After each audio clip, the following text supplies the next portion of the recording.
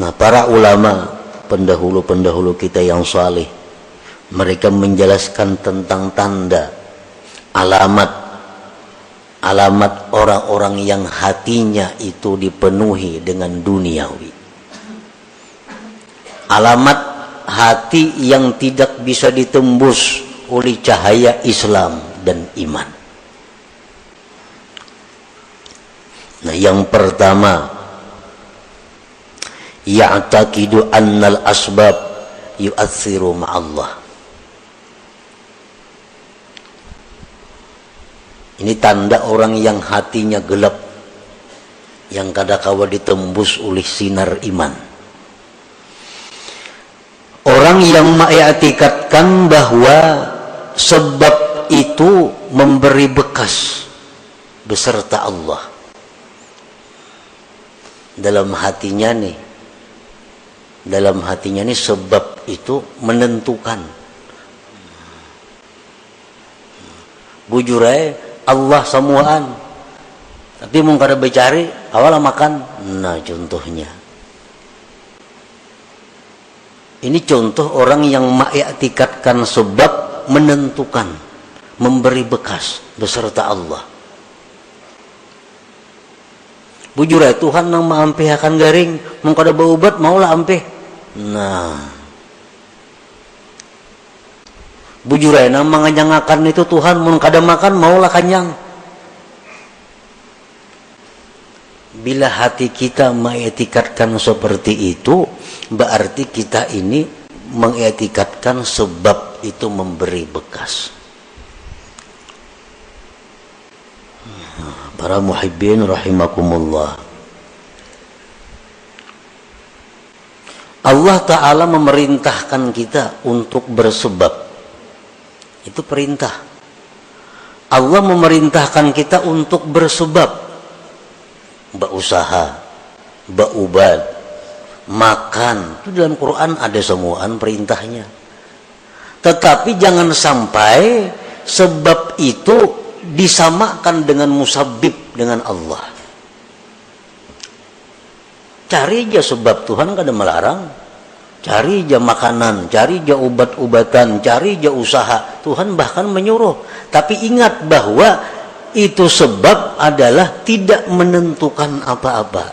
Yang memberi bekas itu Allah. Nah, kalau kita ditakuni, bisakah kenyang tanpa makan? Bisa. Bisakah sembuh kada berobat? Bisa. Bisakah sugih kada berusaha? Bisa. Bila kita mengiktikadkan di hati, mau kada makan maulah kanyang, kada mau. Nah, itu i'tikad nang salah. Itu menunjukkan bahwa hatinya gelap, hatinya berkarat. Jadi nang sebab kita i'tikadkan sebab, nang musabbib Allah i'tikadkan Allah. Kedua-duanya ini dicari, tapi ada tingkatan-tingkatannya. Nang sebab jangan disamakan dengan musabbib. Maka itu para ibu usaha adanya ka itu maksudnya. Maka itu para makanan. Nah, Allah menyuruh makan, Allah nyuruh berusaha, tapi Allah melarang kita mengiktikadkan makanan itu nang menganyangi. Itu aja yang dilarang Tuhan. Tuhan menyuruh berubat, tapi Allah melarang kita mengiktikadkan ubat itu yang menyembuhkan. Ayo coba ubat. Nah, pertama tanda orang yang hatinya berkarat adalah dia mengiktikadkan bahwa sebab itu memberi bekas beserta Allah. Yang kedua tandanya orang yang hati berkarat, la yakhafu bima aw'adahu Allah ta'ala bin nar awil azab awil la'nah. Dia tidak takut pada sesuatu yang diancam oleh Allah dengan neraka atau azab atau laknat. Dia kada takut. Jar Tuhan, kita jangan berzina. Zina itu azabnya pedih. Masih aja mau melakukan. Nah, ada takutan. Ujar Tuhan, ikam jangan mendekati zina. Ujar Tuhan, ikam jangan melakukan riba, karena bila ikam riba itu ikam bermusuh lawan aku. Tetap inya riba, maka ada takutan. Nah, ini tandanya hati itu sudah masghub bid dunyal ajilah. Jar Tuhan, jangan melakukan ini, ikam dilaknat kena. Tahu ada rencakayan dengar, mendengar di ceramah, di TV, di radio, di mana-mana mendengar ini, jangan nih dilaknat, tatap aja digawi. Nah, ini hatinya sudah kada kawa ditembus lagi oleh cahaya iman, Islam dan ihsan. Yang ketiga, la yarju fima wa'adahu Allah ta'ala minal jannah awir ridwan. Dia tidak mengharap, tidak tergiur dengan janji-janji Allah daripada surga dan keridhaan. Kada tergiur. Jar Tuhan, ikam laksanakan ini, balasannya surga bidadari 1000 orang. Kada ada beliau-liur. Kada ada hendak, kada ada meminat, kada menyambut. Nah, hati ini kada menyambut. Berarti hati kita tertutup. Al-Quran mengatakan, hadis Rasul mengatakan, baca ini, baca ini, surah ini, baca tiap malam. Tumat saja bacanya. Bila ikam baca surah itu, ikam kena mati ke surga, direbutakan bidadari. Ada tak baca-baca. Nah,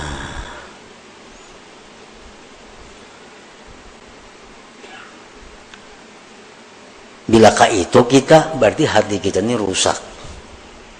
Hati kita rusak. Yang keempat, la yantafi'u bil ilm. Kada kau mengambil manfaat lawan ilmu. Mengaji ya, turun aja tiap kali pengajian, perajinnya lagi. Tapi kelakuan tatap kada berubah-ubah. Nang riba masih riba, nang ketujuh bazina masih ketujuh bazina, nang ketujuh minum arak masih minum arak, nang ketujuh buka aurat masih membuka aurat. Pada turun terus ke pengajian perajinnya. La yantafi'u bi ilmih, kada kau mengambil manfaat dengan ilmu. Berarti hatinya itu kada kau ditembus oleh ilmu. Kenapa? Terdinding oleh kecintaannya kepada selain Allah. Yang kelima, la yantafi'u bi mukhalatatis salihin. Kada ada mengambil manfaat dengan bakawan, bergabung lawan orang saleh. Kawanan ini orang-orang alim, kawanan tuan guru, kos itu kamari. Tapi tatap kelakuan, bila jauh pada tuan guru, iya sudah. Bapakaiannya, pemandirannya, kelakuannya, kayak ada orang bakawan tuan guru. Kayak kada bakawan orang saleh, kada kayak bakawan lawan habaib. Nah, ini bahaya ini orang. Kenapa? Artinya cahaya yang ada pada orang saleh itu kada kau menembus hatinya. Bakawan orang saleh macam itu, apalagi bakawan yang kada saleh. La yantafi bi mukhalatatis salihin. Kada ada mengambil manfaat dengan bakawan orang saleh. Padahal sudah macam-macam perkataan para ulama, bakawan orang saleh itu menimbulkan rajin beribadah, menimbulkan takut kepada dosa. Itu sudah fitrahnya bakawan orang saleh. Ada ini kada.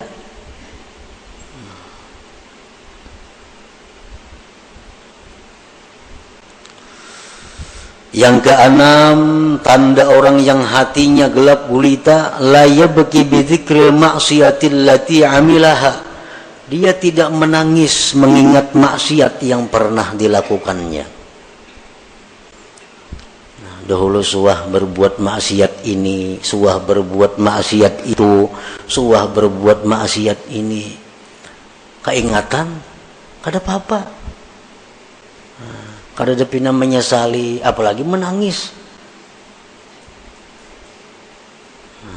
Padahal zikrul maksiat, mengingat maksiat itu merupakan sesuatu sebab yang paling segera membuat menangis bagi orang yang hatinya terang, hatinya lembut.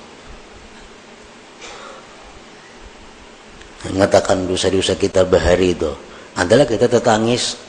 Bila kada tetangis, berarti hati kita ada gangguan, berarti hati kita ada masalah. Kalau kita bujur-bujur hati nang diterangi dengan cahaya iman, ingat dosa bahari, tertunduk kita menangis. Yang ketujuh, la yastahi bi mukhalafati sunnati wa khalqil muru'ah. Tidak merasa malu berbuat sesuatu yang bertentangan dengan sunnah dan merusak kehormatannya. Kada merasa malu. Sekampungan orang turunan menuntut ilmu kalanggar, nya kada, gana di rumah. Kalau pangsupan kada. Orang kalanggaran, gana di rumah. Kalau pangasa supan kada ada juga. Orang batapihan nya kujuk-kujuk besulawar handap. Kada ada supan kada ada. Rakit di tangan. Kada ada supan. Ini parak maghrib arena. Kada ada supan. Berarti hati orang ini sudah kada kawa ditembus lagi dengan cahaya iman. Yang kedelapan, la yakhsaru bitarkit ta'ah, tidak merasa rugi meninggalkan taat. Kada merasa rugi. Ada orang taat berbuat ibadah, inya kadang gawe, kada ada rasa rugi. Nah, kalau orang-orang beriman macam sahabat Nabi, para tabi'in, generasi-generasi pendahulu kita, kalau orang tuh kada sampat misalnya sembahyang berjamaah karena ada masalah apakah kelalaiannya, kada sampat tuntung ke masjid, orang sudah bubar berjamaah, mati-matiannya menangis, menyasar rugi karena kada sampat berbuat taat ini. Nah, itu tanda orang hati yang terang. Kehilangan kesempatan berbuat taat itu kerugian yang besar. Bila kita kada merasa rugi, nah itu ada masalah. Hati kita ini ada kegelapannya. Yang kesembilan, la yajidu halawatat taat, dia kada merasakan manisnya taat. Nyata ibadah kada ada senyamannya. Ibadah tuh kada ada nikmatnya.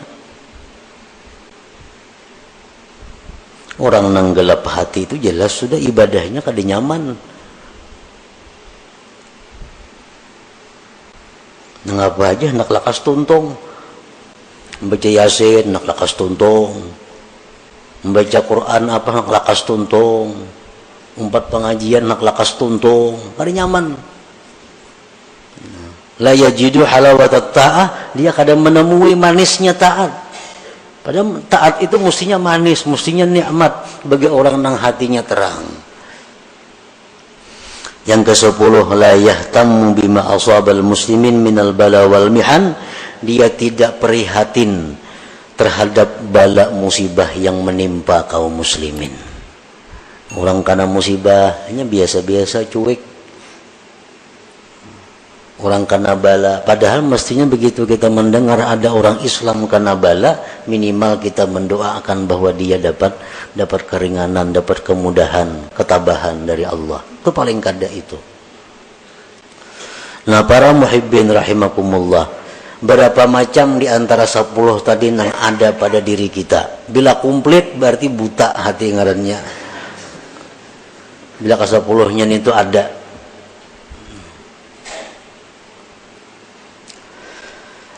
Nah, jadi petunjuk para ulama, petunjuk daripada para ulama sesuai dengan apa yang disampaikan Rasulullah Sallallahu Alaihi Wasallam, cara mengobati hati yang seperti tadi, cara mengobati kelakuan akhlak seperti 10 tadi, hanya ada 2 macam obatnya. Pertama, tobat kepada Allah. Yang kedua, banyak zikir. Tobat itu membersihkan. Membersih tobat, mahimbalas itu tobat. Nah, zikir itu mencilangi, mengkilatkan. Apa tadi ujar Nabi, likulli syai'in masqalah wa masqalatul qulub zikrullah. Tiap-tiap sesuatu itu ada pengkilatnya, ada berasuknya. Wa masqalatul qulub, pengkilat hati, zikrullah. Itu obatnya. Jadi bila 10 perkara itu ada pada diri kita, kita hendak selamat, kita hendak baik, tobat kepada Allah, banyak zikir.